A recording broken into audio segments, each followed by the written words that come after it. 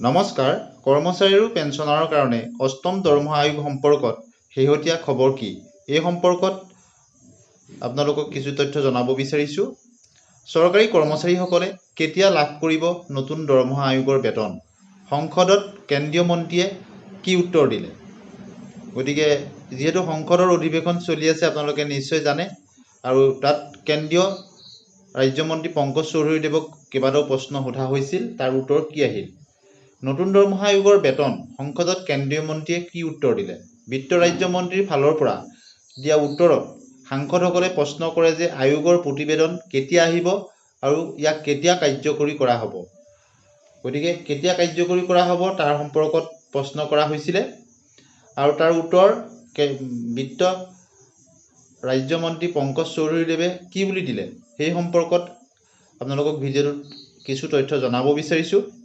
কিয়নো 1 ডিচেম্বৰৰ পৰা লোকসভাৰ অধিৱেশন চলি আছে শীতকালীন, আৰু যদি আপুনি কেন্দ্ৰীয় চৰকাৰৰ কৰ্মচাৰী বা পৰিয়ালত কোনো কেন্দ্ৰীয় চৰকাৰৰ অধীনৰ কৰ্মচাৰী আছে তেন্তে এই খবৰটো আপোনাৰ বাবে। হয়, চৰকাৰী চাকৰিয়ালৰ উপৰি কেন্দ্ৰীয় চৰকাৰৰ লাখ লাখ পেঞ্চনাৰৰ বাবে আটাইতকৈ ডাঙৰ প্ৰশ্নটো হ'ল অষ্টম দৰমহা আয়োগ কেতিয়া কাৰ্যকৰী হ'ব। সোমবাৰে সংসদত এই সন্দৰ্ভত প্ৰশ্ন উত্থাপন কৰা হয়, আৰু 4জন সাংসদে এই সন্দৰ্ভত বিত্ত ৰাজ্যমন্ত্ৰী পংকজ চৌধুৰীক প্ৰশ্ন কৰে।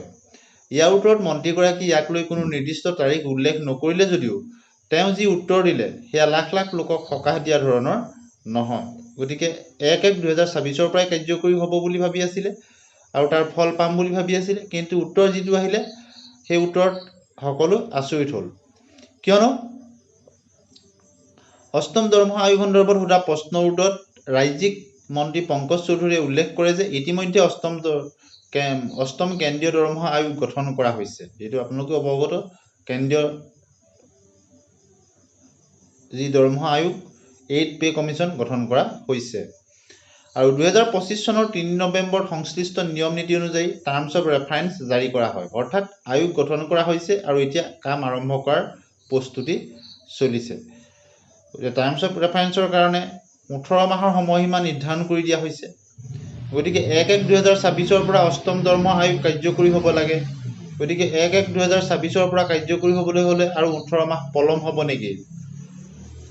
ৰিপৰ্ট কেতিয়া আহিব? বিত্ত ৰাজ্যমন্ত্ৰীৰ ফালৰ পৰা উত্তৰত সাংসদসকলে প্ৰশ্ন কৰে যে আয়োগৰ প্ৰতিবেদন কেতিয়া আহিব আৰু কেতিয়া কাৰ্যকৰী হ'ব। মন্ত্ৰীগৰাকীয়ে উত্তৰ দিয়ে যে আয়োগক পৰামৰ্শ দাখিল কৰিবলৈ 18 মাহৰ সময় দিয়া হৈছে। অৰ্থাৎ 2027 চনৰ মে-জুন মাহৰ ভিতৰতে এই ৰিপৰ্ট আহিব। যদিও 1-1-2026 পৰা অষ্টম দৰমহা আয়োগ কাৰ্যকৰী হ'ব, তথাপিতো ইয়াক কাৰ্যকৰীকৰণৰ ক্ষেত্ৰত 18 মাহ হয়তো পলম হ'ব, কিয়নো টাৰ্মছ অফ ৰেফাৰেন্সৰ কাৰণে 18 মাহৰ সময়সীমা ইতিমধ্যেই দিয়া হৈছে।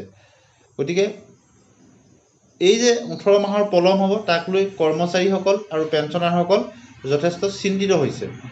কিয়নো 18 মাহ পলমকৈ যদি তাক কাৰ্যকৰী কৰা হয়, এই 18 মাহৰ এৰিয়াৰসমূহ তেওঁলোকে লাভ কৰিবনে বা কেতিয়া লাভ কৰিব, এই সন্দৰ্ভত কেন্দ্ৰীয় চৰকাৰৰ কৰ্মচাৰী আৰু পেঞ্চনাৰসকল তেওঁলোক যথেষ্ট চিন্তাত আছে। লগতে ৰাজ্য চৰকাৰসমূহে যিহেতু কেন্দ্ৰীয় চৰকাৰ অনুসৰি কাম কৰে আৰু কিছু কিছু ৰাজ্য চৰকাৰ নিজা তেওঁলোকৰ আয়োগ গঠন কৰে, গতিকে সকলো চিন্তিত।